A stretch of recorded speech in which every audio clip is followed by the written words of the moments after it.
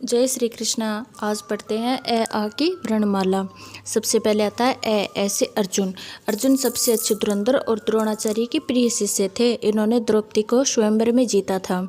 अब आता है आ से आवड़ माता। आवड़ माता को तनोट माता भी कहते हैं। ये राजस्थान के जैसलमेर में भाटी राजवंश ने चारण कुल में जन्मी देवी शक्ति को प्रतीक मानते हुए वहाँ के लोगों ने इन्हें अपनी कुल देवी के रूप में स्वीकार किया था। अब आता है ई से इंद्र भगवान। इंद्र भगवान को प्रशांत का देवता भी कहते हैं। अब आता है ई यानी ईश्वर यानी भगवान। वह सर्वोच्च परालौकिक शक्ति है जिसे इस संसार का सृष्टा और शासक माना जाता है, परमेश्वर। अब आता है ऊ से उद्धव। ये भगवान कृष्ण के मित्र और परामर्शदाता हैं। कृष्ण ने उद्धव को योग और भक्ति का ज्ञान दिया था, जैसे गीता का ज्ञान अर्जुन को दिया था वैसे। अब आता है ऊ यानी उर्वी। ये पुके के राजा की बेटी थी। अर्जुन और कर्ण के मध्य कर्ण का वर्ण किया था, जबकि ये जानती थी कि कर्ण सूत पुत्र है।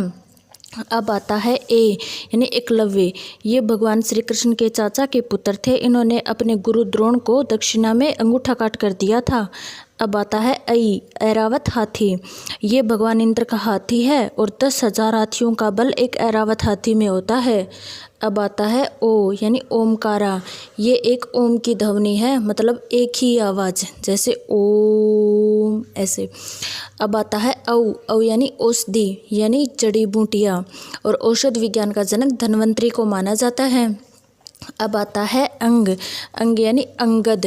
ये राजा बाली का पुत्र था। रावण की लंका को ध्वस्त करने वाली राम सेना का एक प्रमुख योद्धा था।